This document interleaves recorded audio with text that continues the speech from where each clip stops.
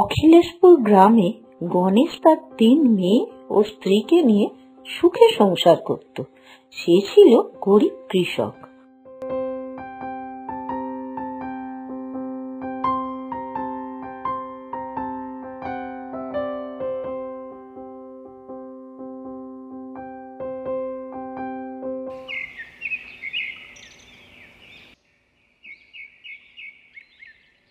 একদিন এক পথ দুর্ঘটনায় কৃষক ও তার স্ত্রী দুজনেই মারা যায়, আর তার 3 কন্যা সন্তান মুন্নি, বুয়া ও তিন্নি তিনজনেই অনাথ হয়ে যায়।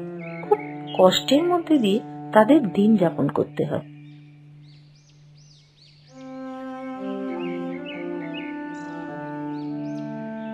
কথায় বলে দিদি ও বোনেদের মধ্যে কত সম্পর্ক থাকে, কিন্তু এটা তো কলিযুগ, তা তো হবার নয়। ভালোবাসা এখন টাকা দিয়ে হয়। এখন এই পৃথিবীতে আমরা তো একেবারে অনাথ হয়ে গেলাম বোন, আমাদের কে খাওয়াবে বলো তো? না না, এরম ভাবে চলে নাকি? এবার আমাদের বিয়ে করতে হবে, নাহলে আমাদের খাওয়াবে কে? দুদিন আমাদের দেখবে কে? আর আমাদের পড়াশোনার খরচাই বা চালাবে কে? কিন্তু আমরা ছেলে পাবো কোথায়? কাকেই বা বিয়ে করব? কেই আমাদের বিয়ে করবে? তো কি এমন ব্যাপার, আজকাল ছেলেরা মেয়েদেরকে দেখলেই তো পাগল হয়ে যায়। কিন্তু বড় লোকের ছেলে আমরা পাবো কোথায়? অন্যের ভরসায় কেন থাকবো? আমরা পড়াশোনা শিখে নিজের পায়ে দাঁড়াবো, সেটাই ভালো, তাই না বোন? দিদি, তোমার কথা শুনে পড়াশোনা করতে গেলে তো বছর ঘুরে যাবে।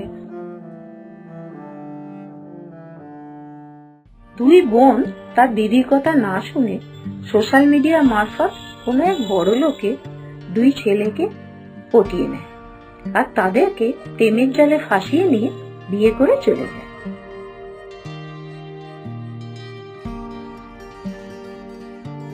বড়লোক শ্বশুর বাড়ি দেখে বুয়ার তিন্নির মাথা ঘুরে যায়। দেখ দেখ, কি বড় বাড়ি, যেন রাজপ্রাসাদ। আর দেখ কতগুলো গাড়ি আছে এদের। শাশুড়ি এসে 2 বউকে বরণ করে ঘরে তোলে।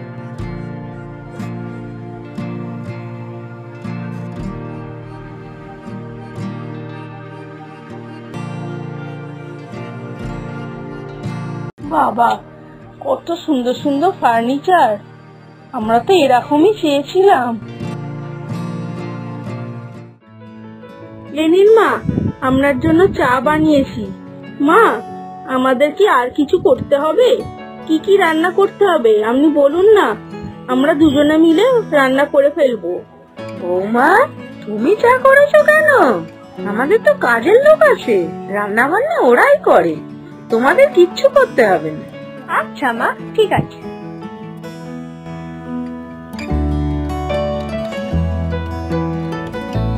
ওরে বাবা রে, দেখ দেখ কত রকম খাবার, সবই তো আছে। চিকেন, মটন, মাছ, বিরিয়ানি, ফ্রাইড রাইস। আমাদের বিয়ে করে তো জীবনটাই পাল্টে গেল। কাজও করতে হচ্ছে না, অথচ ভালো মন্দ খেতেও পাচ্ছি, কত রকমের খাবার খাচ্ছি। আমাদের সারা জীবনটা ভালোই কাটবে, খুব আরামে কাটবে, কোনো অভাবই থাকবে না। দিদি কি বোকা বল, আমাদের কথা শুনলো না, এখনো পড়ে আছে এই কুঁড়ে ঘরে।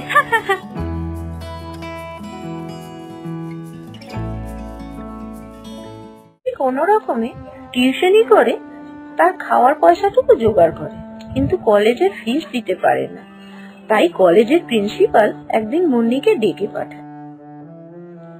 মুন্নি, তুমি কিন্তু অনেকদিন কলেজের ফিস দাওনি, সামনে পরীক্ষা আসছে, ফিস না দিলে কিন্তু পরীক্ষা দিতে যাওয়া যাবে না। তাই তোমাকে আমি বারবার বলছি, কলেজের ফিসটা কিন্তু তাড়াতাড়ি করে দিয়ে দাও। প্রিন্সিপালের কথা শুনে মুন্নির খুব মন খারাপ হয়ে যায় আর বাড়ি চলে আসে। এসে মুন্নি ভাবতে থাকে, হে ভগবান, আমি এতগুলো টাকা কোথায় পাবো? আবার ফিস না দিলেও প্রিন্সিপাল স্যার আমাকে পরীক্ষা দিতে দেবে না। এখন আমি কি করি? হে ভগবান, আমি কি করে কলেজের টাকা জমা দেবো? আমি যদি কাজ নাই পাই তাহলে টাকাটা জমা দেবো কি করে? আমি নিজের পায়ে দাঁড়াতে চেয়েছিলাম, এটাই কি আমার অপরাধ? ঠাকুর, একটা কাজ দেখে দাও ঠাকুর। কিরে দিদি, কোথায় তুই? দেখ দেখ, আমরা এসে গেছি। তুই কেমন আছিস? আমরা দেখতে এলাম তো তোকে।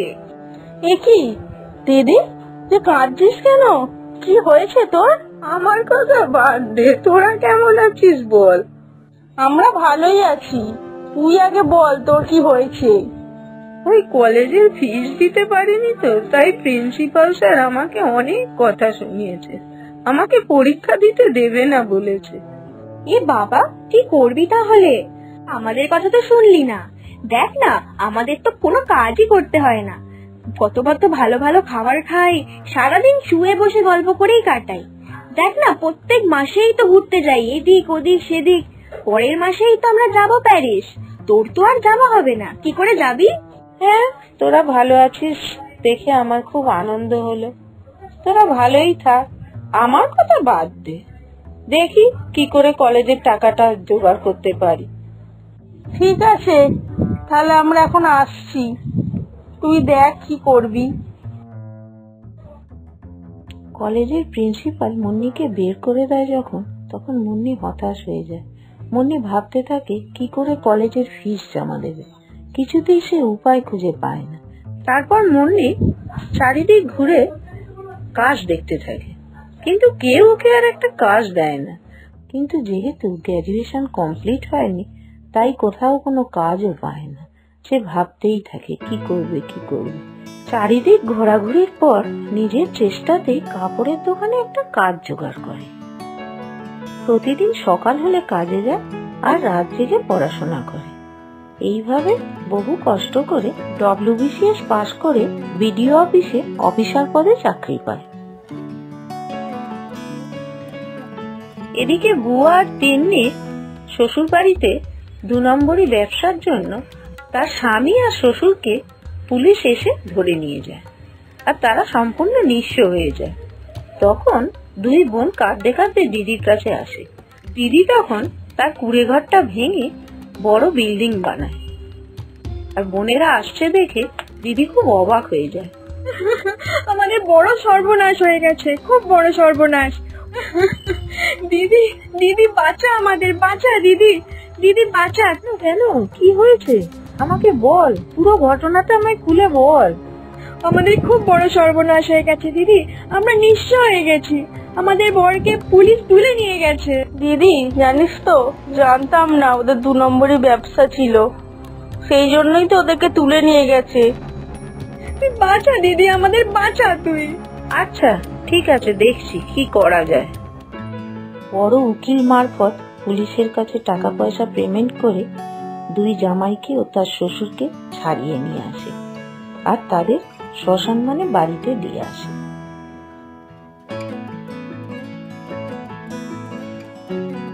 হ্যাঁ রে দিদি, তুই ঠিক বলেছিস, আজ তুই আমাদের সংসার বাঁচালি। তোর কথা শুনে যদি আমরা আজ পড়াশোনা করতাম, তাহলে কতটাই না ভালো হতো। আমরা তোর কাছে চিরকৃতজ্ঞ থাকবো দিদি। দেখলি তো, তোদেরকে আমি প্রথম থেকেই বলেছিলাম যে পড়াশোনা শিখে নিজের পায়ে দাঁড়া, স্বাবলম্বী হ, কিন্তু তোরা তো আমার কথা শুনলি না, তোরা নিজের মতে বিয়ে করে ফেললি। এখন বুঝতে পারছিস তো পড়াশোনা না করে নিজেদের কত ক্ষতি করেছিস। আমি এবারে তোদেরকে কলেজে ভর্তি করে দেবো, আমিই খরচা করব, তোরা পড়াশোনাটা শিখে নিজের পায়ে দাঁড়া, ঠিক আছে?